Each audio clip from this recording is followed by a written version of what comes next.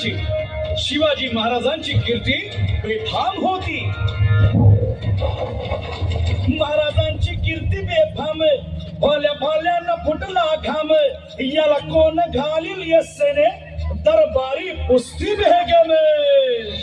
बडी बेगम म्हणजे अली आदिल शहाची आई बर का. नजरेत तिच्या अंगार दरबारात झाला गपगार, कुणी घेईना पुढाकार, साऱ्यांनीच मानली हार. इतक्यात अचानक एक सरदार उठला, बोलला, हम लाएंगे शिवाजी को. आणि त्यानं विडा उचलला. नवतेच अफजल खाने, या नवतेच अफजल खाने, जिता जागता जणू सहिताने. कान बोलला छाती ठोकून, शिवबाला टाकतो चिरडून.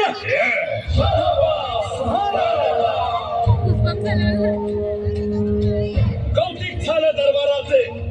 खान निघाला मोठ्या दुर्मिळ.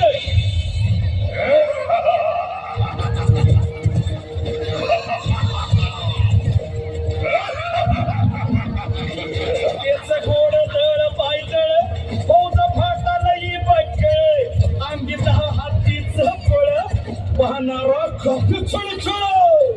राजाची सेना मुठभर, खानाला कसा खोपणार, काय लढवावा हुन्नर, चिंतेत बंद सरदार.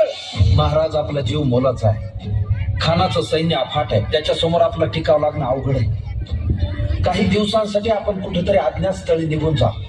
काय म्हणालात रायबा? मासाहेब, आम्हाला आमच्या जीवाची पर्वा नाही.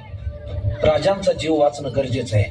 रायबा, शिवबा केवळ आमचा पुत्र नाही, तर अवघ्या मराठी जनांचा स्वाभिमान आहे. या मातेने आपला पुत्र गमावला तरी 72, परंतु भ्याडपणे पळून जाऊन या मराठी मुलखाचा स्वाभिमान गमावता कामा नये. अशा वाघिणीचा तो छावा, मासाहेब आपला पुत्र आणि मराठी मुलकाचा स्वाभिमान विजयी टिळा लावूनच परत येईल. अशा वाघिणीचा तो छावा, तथास्तु. गनिमाला कसा ठेचावा, डोक्यात नेहमी कावा, भेटीचा धाडला सांगावा.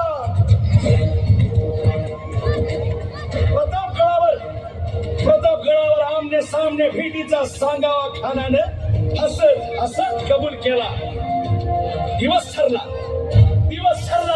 आणि ठरल्याप्रमाणे प्रतापगडच्या पायथ्याशी खान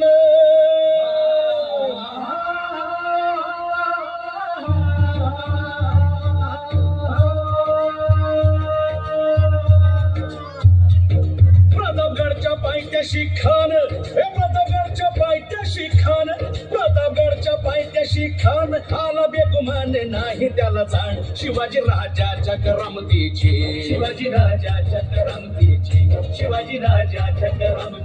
आणि त्यासे नाही जाणीव शक्तीची,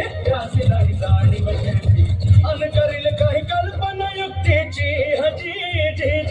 भेटीसाठी महाराजाला एक शानदार शामियाना उभारला होता. भेटीसाठी छान उभारीला नक्षीदार शामियान्याला आणि अशा शामियान्यात खान डौल कटुल्यात सय्यद बनला त्याच्या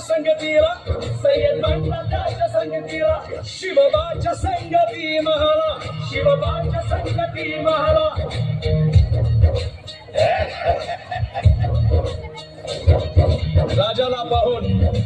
राजाला पाहून खान म्हणतो कसा, आओ शिवाजी, आओ हमारे गले लग जाओ, आओ. खान हाक मारी तो हसरी, रोखून नजारा गहिरी जिल्हा.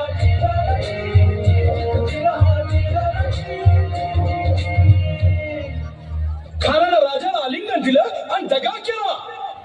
खान धाभिमान मान्याला, कट्यारीचा वार त्यानं केला.